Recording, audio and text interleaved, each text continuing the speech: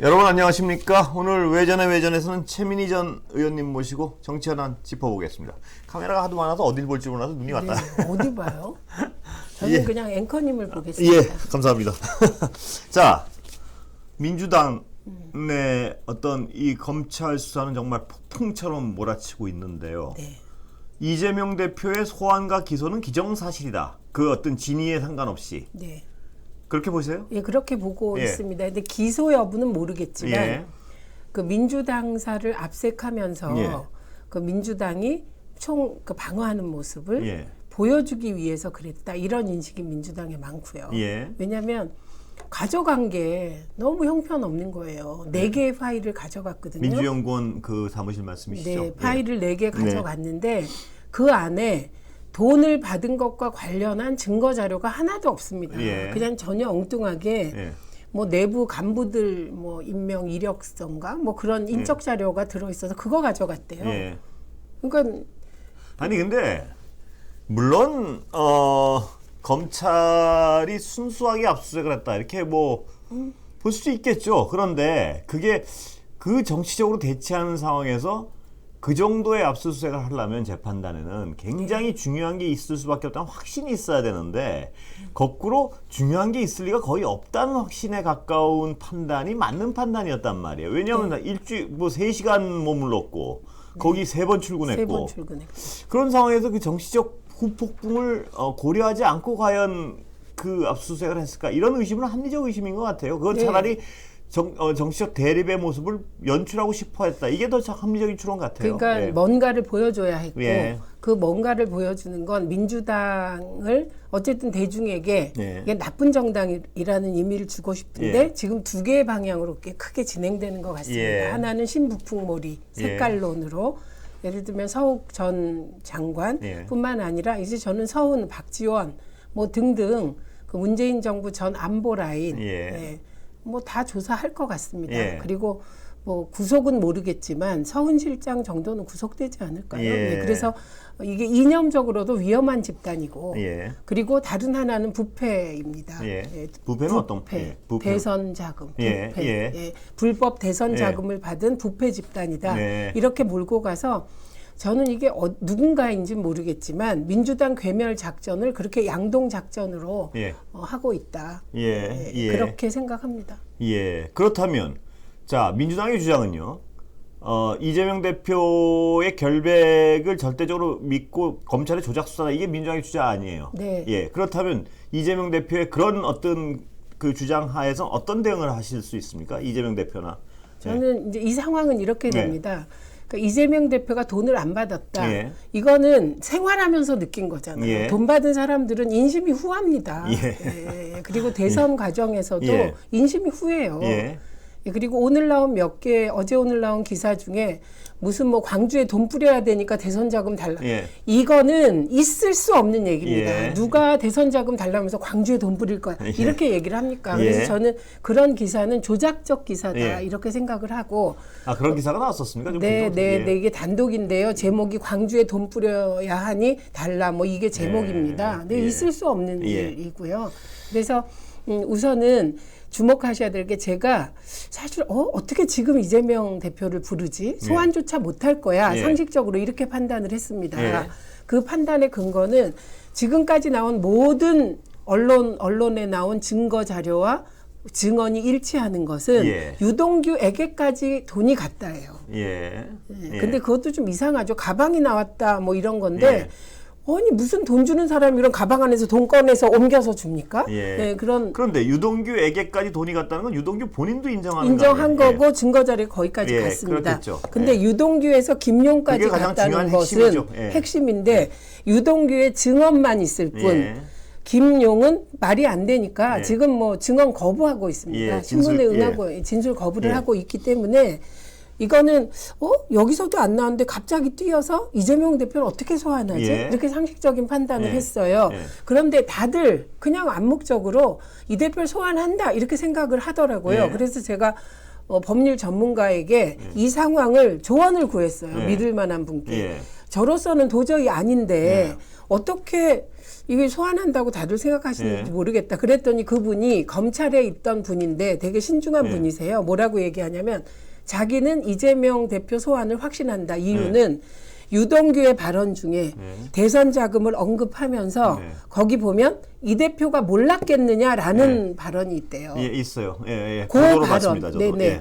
저도 기억이 나요. 예. 그 발언으로 소환할 수 있다는 겁니다. 확인을 해야 되니까. 예, 김용 예. 부원장을 건너뛰어서 이 대표를 소환해서 조사는 할 수 있다. 예. 그런데 이것도 보통의 검찰은 잘 안 하는데 예. 지금 검찰은 할 것이다. 이렇게 얘기를 하더라고요. 예. 그래서 저도 왜냐하면 지금까지 드러난 것은 유동규의 증언이 가장 큰 역할을 하고 있으니까요. 지금까지 네, 수사에. 네. 그럼 유동규는 지금 만약에 이건 가정인데 유동규가 자신의 죄를 경감시키기 위해서 스스로 뇌물을 받은 것을 정치자금 하려는 의도를 가지고 있다. 이게 어떤 의심하는 쪽 시각 아니겠습니까? 네. 근데 그런 의도를 가지고 있다면 유동규는 무슨 말이라든 하겠죠. 네. 그거는 그때는 뭐 무슨 말이든 하고 그런 가정이 맞다면 전제인데 맞다면 제가 유동규라면 이렇게 할 것 같아요. 뭐냐 하면 김용 부원장과 만났을 거 아닙니까? 네. 그럼 돈을 줬다 그러면 돈이야 뭐 으슥한 데서 줬을 테니까 만난 날을 기억해내겠죠. 언제 둘이 만났지 우리 언제 만났지 만난 날 돈을 줬다고 진술을 하겠죠. 네. 그게 수순인 것 같은데요. 만약에 유동규가 이 정치자금으로 떠넘기려는 분명한 의도를 가지고 거짓말을 하고 있다고 가정을 하면 네. 그렇게 진행될 것 같아요. 구체적으로 유동규를 만난 날을 자세히 기억을 떠올려서 그날 김용 부원장을 만난 날을 자세히 떠올려서 무슨 옷을 입고 있었고 뭐 무슨 대화를 했고 거기다가 돈을 줬다는 걸 끼워 넣겠죠. 만약에. 예. 중요한 것은 지금 김용 부원장의 경우 진술 거부를 할 수밖에 없습니다. 예. 왜냐하면 내가 하지 않았다라는 증명을 하려면 예. 육하 원칙에 따라 돈 받은 날짜가 그래야지 특정되고 되겠죠. 시간이 그래야지 난 특정되고 그때 어디서 뭘 했어라는 얘기를 그렇죠. 하겠죠. 그런데 예. 아무것도 없는 상태에서 받았냐 안 받았냐 예. 추궁하면 예. 김용 부원장은 진술 거부할 그렇겠죠. 수밖에 없는 방어하는 거죠. 입장에서 다시 또 얘기를 해보면 저쪽에서 네. 당신 언제 어디서 어디서? 어떻게 받았냐는 얘기를 치고 들어올 때 네. 그건 말이 안 된다 이럴 텐데 거기서 저는 미리 유동규가 악의를 가지고 있다고 가정을 하는 겁니다. 이거는 네. 유동규 뭐 진짜 뭐 정치자금 넘겼을 수 있겠죠. 수사 결과 증거가 나온다면 저는 네, 뭐 네, 그건 네, 모르겠고. 네, 네. 근데 유동규가 악의를 가지고 자신의 죄를 덜기 위해서 정치자금을 건넸다고 거짓말을 한다는 가정을 한다면 제가 유동규라면 어떻게 할 거냐 하면 만난 날을 떠올릴 거예요. 아까 그렇죠. 말한. 예. 그렇기 때문에 그때 장소. 장소랑 그걸 떠올릴 거예요. 그리고 다른 사람들이 그 진술을 뒤집을 상황을 못 본 둘이 있었을 약속한 때를 떠올리겠죠. 그래야지 네. 그날 김용 부원장은 이러이러한 옷을 입고 굉장히 구체적 진술을 해야지 법정에서 효력이 있을 테니까 이러이러한 옷을 입고 이런 걸 논의하던 중에 이제 만약에 거짓말이면 거기서 이제 창작이 들어가겠죠. 네. 내가 현금 꾸러미를 뭐 어디다 넣었고 이런 근데 그런 식으로밖에 진행이 안 될 거예요. 거짓말이라면 네, 그렇죠. 네. 근데 그걸 어떻게 방어할 것이냐가 김용 부원장이 안 받았다면 대단히 그 부분이 왜냐하면 만난 게 사실이면 당신이 거기서 유동규랑 같이 있었지. 뭐 핸드폰 기록도 같은 위치에 있고. 네. 거기서 돈을 건넨 거 아니야라고 치고 나올 거란 말이에요. 만약 그 유동규가 조작을 하려면. 그렇죠. 예. 그런데 중요한 건 특정을 해줘야 반박이 시작된다. 그렇겠죠. 근데 예. 지금까지는 육하 원칙에 따른 범행의 장소, 범죄 혐의의 그게 장소, 특정이 안 시간 돼 있으니까. 특정이 안 됐습니다. 그러니까 방어를 할 수가 없으니까 가만히 진술 거부할 예. 수밖에 없다. 당신들이 언제 어디서 받았다는 얘기를 가져와라 이런 의도겠죠. 그렇죠. 예. 그거고요. 그다음에 뭐 다른 반박할 수 있는 정황 증거는 민주당도 많이 가지고 있습니다만 지금 핵심은 그게 아니기 예, 때문에 그렇죠. 그런 거고 이재명 대표의 경우는 그 아까 말씀드린 비상식적인 일. 예. 저는 지금 이렇게 보면 사실 박정희 대통령도 이호 여사를 건드린 적은 없습니다. 예. 예. 그리고 뭐 이명박 대통령의 뭐 그런 수사로 우리가 비극적인 일을 겪었잖아요. 그때 이제 아들 딸 다 건드렸죠, 사실 예. 그때. 예. 그런데 무위로 돌아간 거죠, 대통령의 비극적 선택으로. 그러니까 지금 제가 보기에 윤석열 정부의 이 행태는 예. 저는 보복이라고 생각하지 않아요. 예. 보복당할 게 없으니까. 예. 단지 졌다는 것 때문에 정적 죽이기 예. 당하고 있다. 이런 시각이고요. 예. 예를 들면 아내와 자식까지 그리고 아들도 둘 있는데 아들 하나도 건드렸잖아요. 예. 고등학교 뭐 대학교 들어갈 때 어땠다. 예. 뭐 입시 제도가 어땠다. 근데 그게 허위로 밝혀져서 네. 사실 국민의힘 의원들이 고발당했는데 네. 그 1차 무혐의 나와서 재정 신청한 상태거든요. 예. 이렇게 온 가족을 멸문지화로 빠뜨리는 건 저는 이거는 정치사에서도 참 보기 힘든 일인데. 그거는 분명히 어떤 안 해야 될 일 같은데요. 네, 그렇습니다. 예. 근데 그러면 이재명 대표는 어떻게 할 거냐? 예. 저는 이재명 대표는 당당하게 조사 받을 것 같습니다. 아, 예. 그렇게 보십니까? 저는 제가 지켜본 이재명 대표는 지난번에 당사 앞에서 눈물 흘린 거에 대해서 이런저런 말씀이 있습니다만 그건 정말 복합적인 눈물이었던 것 같아요. 이런 일이 있을 수 있나? 그리고 사실 억울하고 분한 생각도 있을 수 있고 당직자들이 너무 고생을 합니다. 그런 데 대한 복합적인 그리고 본인이 져서 이렇게 모두를 힘들게 하고 있구나라는 회한까지 저는 복합적인 눈물이었다고 생각하고 그러나 한 발 떨어져서 보면 야 대선 지면 저렇게 당하는구나 그런 느낌이 들더군요. 예. 이재명 대표는 저는 뭐 당당하게 조사를 받을 것이다 이렇게 예측합니다. 예. 다른 얘기 좀 해볼까요? 좀 가벼운 얘기인지 무거운 얘기인지 잘 모르겠는데 이게 그 한동훈 장관 술자리 논란. 예. 그 대통령도 참석했다는 김의겸 의원의 주장이었죠. 그런데 어제도 저도 그 최재성 의원 수석 나오셔가지고 김의겸 의원이 경솔했다 이런 취지의 말씀을 하셨는데 왜냐하면 그건 굉장히 중요한 건데 굉장히 어떤 이런 데서 한번 팩트로 딱 지고 나면 다른데 신뢰성이 그런데 뭐 다른 말씀하실 게 있으시다고요?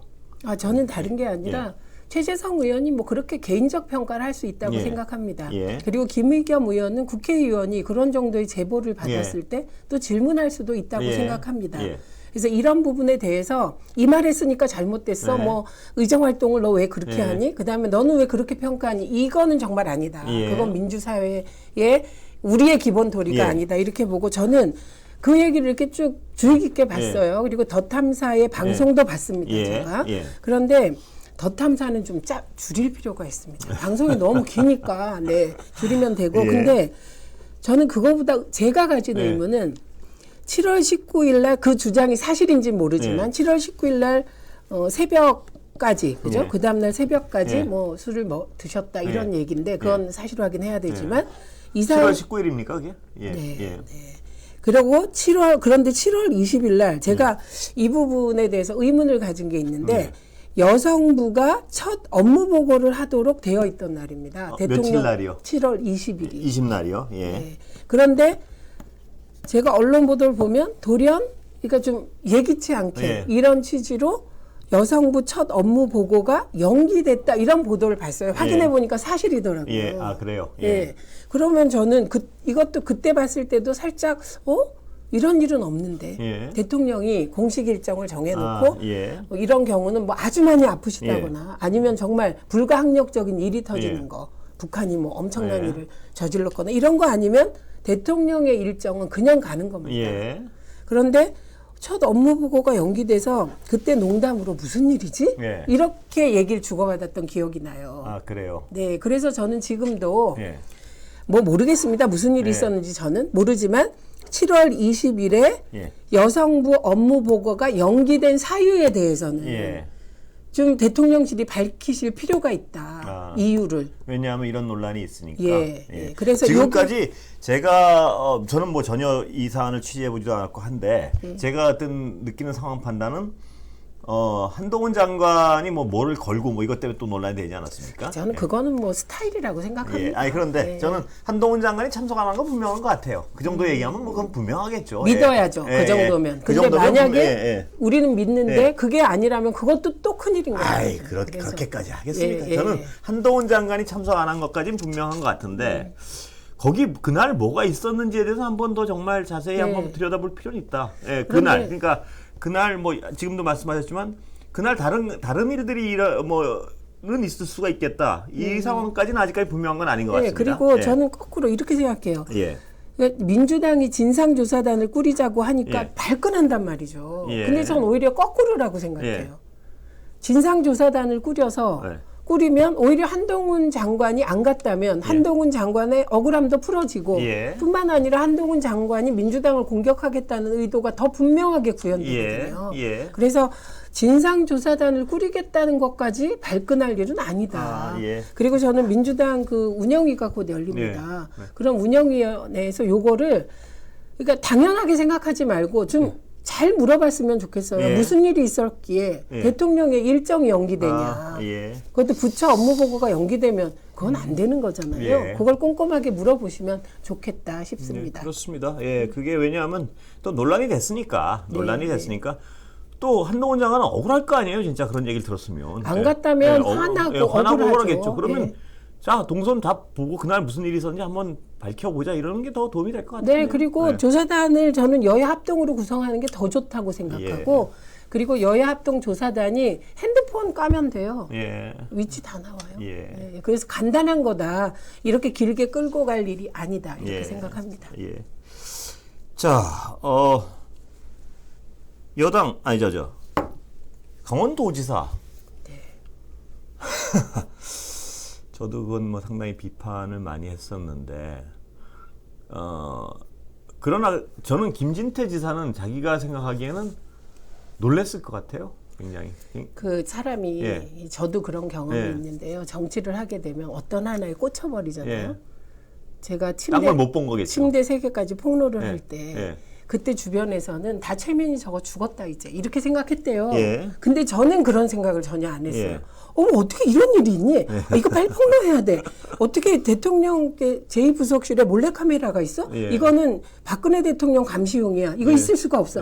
이렇게 빠져버리면 그러면 아무것도 못 보는 거예요. 그렇죠. 저는 앞뒤 아무것도 안 보이죠. 김진태 지사가 빠진 게 2가지라고 생각합니다. 하나는 최문순 지사 죽이기. 전 정권 비판을 해야겠다. 그러니까 윤석열 대통령이랑 똑같은 스탠스라고 생각해요.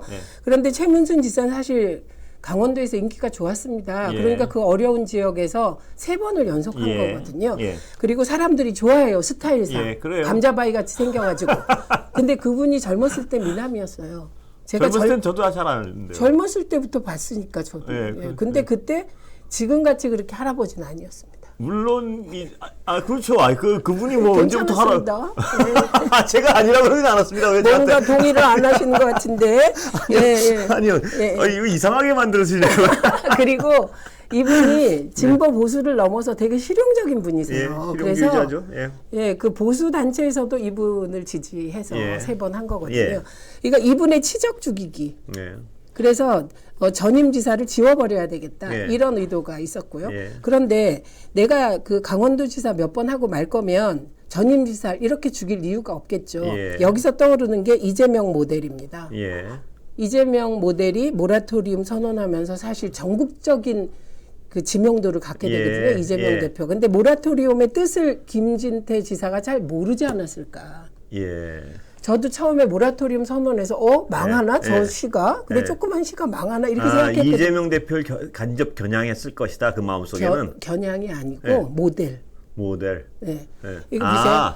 성남시장에서 모델로 해서 한번 저는 대권 후보를 꿈꿔서 이런 일이 벌어졌다고 생각합니다. 그렇게 해석하신다 이거죠. 그래서 그리고 본인이 또 얘기를 했어요. 이재명 대표도 모라토리움 해보지 않았냐. 내 심정을 알 거 아니냐. 그 심정은 이재명 대표는 모라토리움은 집을 연기기 때문에 좀 시간을 늦춰 갚겠다는 거예요. 그리고 다 갚았어요. 그런데 김진태 지사가 한 일은 모라토리움이 아니에요. 회생 절차 들어가서 그건 부도선언한 것과 다름이 없거든요. 그러니까 그 차이를 좀 모르셨을 것 같다. 그러니까 당연히 여파가 어디까지 미칠지 몰랐을 거다. 동의합니다. 그리고 그건 이해도 돼요. 검사 출신이 어떻게 예측까지 하겠습니까? 근데 그 심정, 이재명 대표에게 모라토리움 해봤으니 내 심정을 알 거 아니냐. 그 심정은 저는 전혀 다른 거다. 이렇게 생각합니다. 그런데 저는 그 앞부분에도 동감을 하는데 우리가 어떤 판단을 할 때 말입니다. 이 바람을 가지고 어떤 판단하면 항상 틀리는 것 같아요. 그게 굉장히 위험한데 저희들도 기사 판단할 때 저도 어릴 때 그런 경험이 있는 것 같고 바람이란 게 어떤 다른 엉뚱한 바람보다 이 기사를 빨리 만들어야 되는데 뭐냐면 기자들도 어떤 일이란 거니까 어떤 제가는 기획 취재부에 그래서 제가 그 똑같지는 않겠지만 검찰 특수청들의 그 마음을 어느 정도는 이해하는 부분이 있거든요. 이해한다는 게 꼭 좋게 생각해서 이해하는 것이 아니고 뭐냐면 언제까지 저도 이렇게 쪼이니까 그러면 이렇게 그림을 그린단 말입니다. 그림을 그려가지고 그걸 중심으로 쫓아간단 말입니다. 저도 카메라 출동이란 걸 해봤는데 그런데 그렇게 되면 실수를 할까 판단의 착오를 많이 할 가능성이 많아요. 그런데 제가 다행히 카메라 출동할 때 실수를 하지 않은 건 뭐냐면 데스크 기능이 있어서 그랬던 거예요. 위에 데스크 기능. 근데 검찰 특수부의 데스크 기능은 더 약간 조장을 하는 것 같아요. 너 이거 왜 빨리 이대로 못 만들어? 느낌이. 그러니까 이게 하나는 게이트 키핑이고. 예. 왜냐면 언론사의 데스크 기능은 뭐냐면 얘가 여기 꽂혀 있구나 할 때 그거를 막아주거든요. 아 이거 꼭 아닐 수 있어. 왜냐하면 근데 이게 누가 잘나고 못나고 데스크가 잘나고 취재 기자는 그 데스크는 꼭 뭐랄까 경험이 많고 더 우월하고 해서 그걸 볼 수 있는 게 아니라 제3자라서 네. 그래서 볼 수 있는 게 있거든요. 그러면 이런 고발 기사 같은 거 쓸 때 굉장히 사고를 막을 수가 있어요. 그래서 저도 다행히 사고를 안 치고 기사를 엉뚱한 기사를 안 썼다고 생각을 하는데 검찰은 이 특수부 검찰들은 더 쪼죠. 더 쪼는 것 같아요. 이 그림을 왜 안 만들어 오니? 너 이 바보 같은 이런 분위기가 아닌가 싶은 거예요. 거꾸로. 오늘 나온 몇 개 기사를 보면 그런 생각이 좀 듭니다. 왜냐하면 바로 전에 나온 기사 중에 하나가 유동규 그러니까 대장동 그쪽이 쪼개기 후원을 이재명 대표 경선 때나 대선 때 한 게 아니냐는 털어본다 이런 기사인데요. 그 안에 들어있는 게 A에게 B의 돈이 이체됐는데 B에게서 30만 원이 대선 경선 자금 후원 계좌로 이체된 정황을 발견했다는 거예요. 30만 원. 그러니까 뭔가를 찾아내기 위해서 지금 막 하고 있는 느낌이 30만 원에서 딱 들더군요. 그러니까 아까도 김진태 지사 말씀드리다 여기로 넘어왔는데 그런 것 같아요. 그러니까 이 머릿속에 자기 개인이라고 언제든 실수할 수 있거든요. 근데 하나의 목적의식, 전임 민주당 출신의 지사의 이 말도 안 되는 그 도정 때문에 이런 일이 발생했다는 그 강한 좋게 얘기하면 분노, 이거를 도민들에게 표출해야겠다는 욕망. 참 이상합니다. 그것도 근거가 없거든요. 그 레고랜드는요. 사실은 최문순 지사는 재고하려고 그랬어요. 그게 정책 결정이 된 건 2010년이에요. 최문순 지사가 2011년에 보궐로 들어갔잖아요. 그래서 이거를 좀 다시 검토하려고 그랬어요. 그랬더니 오히려 그 이후에 그 김진태 지사가요. 의원 시절인가 어쨌든 뭐 원외 시절인가 이분이 소양강에 뛰어들겠다고 이거 안 되면 그러신 그렇습니까? 적도 있습니다. 그래서 이 레고랜드 가지고 이러는 건 저는 정말 아이템도 잘못 잡았다고 생각하는 게 이 레고랜드가 올 5월 1일 날 개장을 해요. 올해 어린이날. 근데 저는 속으로 제가 이 사태 나오자마자 왜 그러지 했던 게 레고랜드가 이렇게 선전이 많이 됐어요. 너무 잘 해놨더라고. 그래요? 그래서 나 저기 한번 꼭 가봐야지 이런 생각을 했었거든요. 그런데 이게 5월 첫 달 13만 명이 입장합니다. 그러니까 실패라고 할 수 없는 거예요. 잘 키우면 세계 3대 놀이공원이 돼요. 이게 디즈니랜드하고 아이들 좋아하는 것 같은데 텔레비전 보니까. 싱가포르에 가면 유니버셜 스튜디오가 있는데 그게 뭐 대단하다 그래서 제가 2번이나 가봤는데 그게 레고랜드만 못할 것 같은 생각이 들더라고요. 그래서 이게 3대 놀이공원으로 꼽힐 가능성이 있고 이미 꼽혀 있어요. 그러니까 조금 놔두면 지금은 당장 빚을 못 갚아도 운영이 점점점 되어가면 빚을 갚을 여지 있다. 그런데 갑자기 2,050억을 그러니까 중도공의 빚 보증 승거를 그 중도공을 회생 절차 밟겠다. 근데 이게요 나비 효과가 어느 정도냐면 어마어마했죠.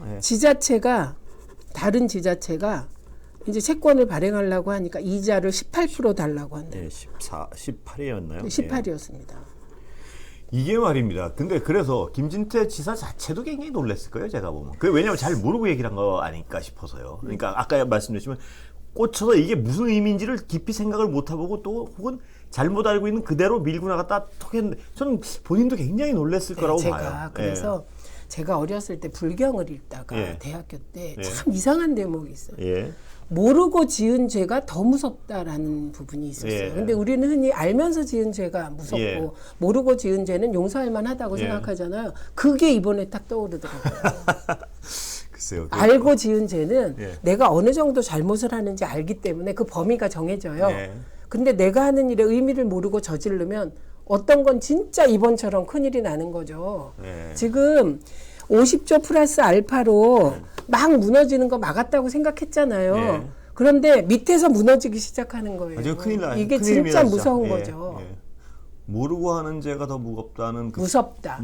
무섭죠. 더 크다. 죄가 더 아니 크다. 저가 모르고 지은 모르고 지은 죄가 더 무섭다는 그러니까 그 파장이 크다는 건 이해하는데 죄가 더 무거울까? 저는 그래서 김진태 지사가 알고 하는 게 더 죄는 무겁대 파장은 더 작을 수 있죠. 그렇죠. 저는. 형법상의 죄는 예. 알고 하는 게 예, 무거운데 근데 파장은 더 작을 수 있죠. 근데 네. 모르고 하는 죄가 무섭다는 건 그 어떤 파괴력이 더 클 수 있다는 그런 의미지. 죄 업보의 의미에서는 아무래도 알고 하는 죄가 더 무겁겠죠. 그렇죠. 그런데 그렇게 안 보셨어요. 이제 그래서 깨달아야 된다. 예. 네, 잘못을. 네. 그리고 춘천시도 지금 뭐 완전히 이제 어려워졌고요. 이것 때문에 강원도가 아마 가장 힘들지 않겠어요. 네. 정말 근데 뭐 다 떠나서 빨리 어떤 사태가 수습돼야 되는 근데 큰일입니다. 그건 빨리는 없을 것 같습니다. 예. 빨리는. 근데 저는 또 하나 이상한 건 이분이 9월 28일 날 예. 회생 절차를 신청하잖아요. 이게 보도가 났을 때, 뭐지 저게? 저렇게 되면 어떻게 예. 되지? 보통 사람들도 그렇게 예. 생각했는데 금융당국은 예. 왜 그때 가만히 있었을까? 당황했겠죠. 그러면 즉시 9월 28일에 그랬으면 즉시 시정을 아니 시켰어요. 당황했으니까. 그래서 한 달이 가는 건죠. 너무너무 당황을 했겠죠. 이거 어떡하지? 이게 채권 안정펀드를 논의한 게 10월 16일로 나와요. 근데 9월 28일과 10월 16일 사이에는 18일이라는 시간이. 저는 이 대목도 뭘까요? 그러니까 저는 이런 생각을 해보는 거죠. 정치 논리가 경제를 압박해서 생긴 일이잖아요. 예, 이게? 그렇습니다. 예. 그런데 이 개념, 예. 무엇으로도 전 정권 죽이기를 한다. 예. 그 건수가 무엇이든 전 도지사 죽이기를 한다. 예. 이 컨센서스에 어긋나니까. 동의하고, 그렇죠. 어긋나니까 망설였겠죠. 그렇지 추정을 않았나. 하면. 예, 추정을 그러면 한다면 당황하고 또 저거 큰 발언인데 저 엄청 왜냐면 네. 그러니까 이런 식으로 생각을 했을 수는 있겠죠.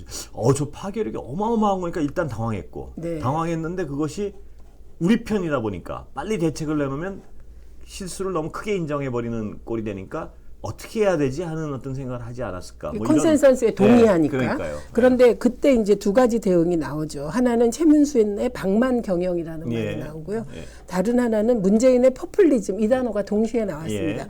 근데 더 이상한 건 이 시장이 그 전까지는 관망하고 있었어요. 예. 이거 뭐 저건 김진태 오버지 이렇게. 그런데 요 두 얘기가 국힘에서 나오는 순간 예. 이게 시장이 걷잡을 수 없이 악화일로를 걷게 되거든요. 예. 그러니까 그렇습니다. 예. 경제는 냉정한 거잖아요. 그럼요. 근데 정말 지금 경제 전문가들 얘기 들으면 뭐 사방팔방 퍼펙트 스톰이라 그러는데 뭐 지금 난리예요 정말. 예. 근데 3, 4개월이라고 얘기를 해요. 가장 어려운 시기가 예. 몸에 확 느껴지는 거 우리가 피부로 3, 4개월이면 다행인 것 같은데요 지금 상황이. 시작된다고. 시작된다고요? 예. 그렇죠. 왜냐하면 오늘 제가 자동차 딜러를 뵀어요. 친구인데 딜러를 하세요. 예.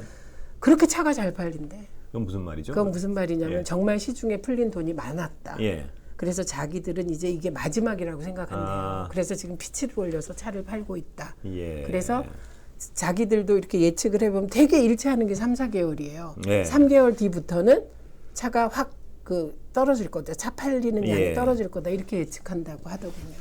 그러니까 아직 풀린 유동성이 회수가 덜 됐다. 미국도 마찬가지고요. 미국도 마찬가지고. 미국도 워낙 많이 풀려 있어가지고 지금 하는데 문제는 오늘 또 약간 저는 자세히 아까 그 방송 중이라 다른 일들 좀 하는 자세히 못 봤는데 감세 기조를 더 강조하신 것 같아요. 대통령이 그게 아닌가? 뭐 전 다 자세히 못 봤습니다. 저기 감세 기조 LTV 기준을 예. 그건 15억으로, 맞고 부동산. 예, 부동산 15억으로 올리는. 감세 얘기도 나왔습니까? 그 부분만 저도 보고 아, 들어왔습니다. 예, 예. 그런데 지금 감사 얘기는 안 나왔길 저도 오늘 이제 다시 봐야 되는데 될 것 봐야 같아요. 되는데 지금 감사할 때는 아니거든요. 아니죠. 봐도. 그게 감사하면 지금 그게 그게 영국이거든요. 트러스. 예. 예. 그게 영국이거든요. 근데 감사 얘기 지금 강조할 때는 아닌 것 같은데 나왔나 안 나왔나. 게다가 이번에 50조 플러스 알파를 푼다는 거잖아요. 예. 인플레 또, 때문에 예. 돈을 걷어들이다가 그것도 50조 알파를 또 풀면 배치되는 정책인데요. 이 예. 엇박자로 또 무슨 일이 생길까. 그래서요. 예. 한번 이거 좀 봐야겠습니다. 분석을 해야 될 때가 있습니다. 예. 오늘 아니 저 윤상현 의원 얘기해요. 그래요. 왜냐하면 저는 예. 제가 일관되게 윤심은 윤상현이다 예. 이렇게 주장을 해왔는데 다들 비웃으셨거든요. 누가요? 모두가 다 패널들. 저도요? 아니 앵커님은 안 그랬죠. 그냥 약간 의아한 표정만 지으셨죠. 의아한 표정 졌나 한번 봐야겠네요. 저는 그러셨어요. 동감하는 표정 아니었나? 근데 예. 저는 일관되게 윤심은 신핵관이라고 예. 제가 초선이나 재선 예. 중에 누군가를 찾으려면 빨리 찾으셔야 될 거다 예. 이렇게 얘기했는데 저는 그때도 윤상현 의원이 유력하겠다 윤심으로. 예. 그리고 만약에 그게 안 되면 권영세 예. 장관을 차출할 예. 것이다. 예. 저는 이렇게 보거든요. 예. 그런데 과연 예. 이분이 대표가 될지는 모르겠습니다. 그건 현실적으로 그거는 모르겠어요. 윤심이 있다는 건 전 지금은 뭐 그날 제가 어떤 표정을 지었는지 잘 기억이 안 나는데요. 표정이 애매하셨고요. 그런데 윤심이 있다는 건 저도 분명한 것 같아요. 윤상현 의원한테. 그런데 그게 될까? 쉽지 않을 겁니다. 그거는 왜냐하면- 만약에 그분이 되면 네. 민주당은 편해질 것 같아요. 그렇죠. 네. 그건 뭐 너무나 뚜렷한 거예요. 총선 전략이라는 예. 게. 민주당은 윤상현 의원 되는 걸 굉장히 바라실 것 같은데 여러 의원님들은 보면. 바라기까지. 근데 이 윤상현 의원이요, 사실은 되게 인화력이 있는 분이세요. 예. 그래서 제가 윤석열 대통령이라도 저는 윤상현 의원이 대표되길 바랄 것 같아요. 예. 왜냐하면 이 관계 정도는 제가 모르겠으나 이분은 그렇게 막무가내는 또 아니에요. 그렇습니까? 예. 근데 하여튼 민주당으로서는 어떤 인지도나 또 그 신윤핵관이라는 측면에서 상대하기가 더 수월해지는 건 분명한 팩트 같아요. 전국이 단순해지니까. 예. 유승민 의원이 되면 복잡해진다. 유승민 의원이 되면은 제가 이 언론으로 제3자 입장에서 보면 민주당은 이기기가 상당히 힘든 총선이 될 거예요, 아마. 그런데 저는 유승민 의원이 되면 그렇다. 예. 그런데 유승민 의원 체제가 총선까지 못 갈 것이다의 한 표다. 예. 이렇게 돼도? 네, 저는 그렇게 생각합니다. 예. 이준석 내치는 거 보세요.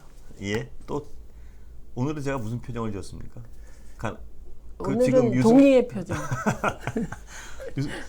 하여튼 윤상현 의원 한번 신핵관임에 틀림이 없고 윤심은 거기에 있다.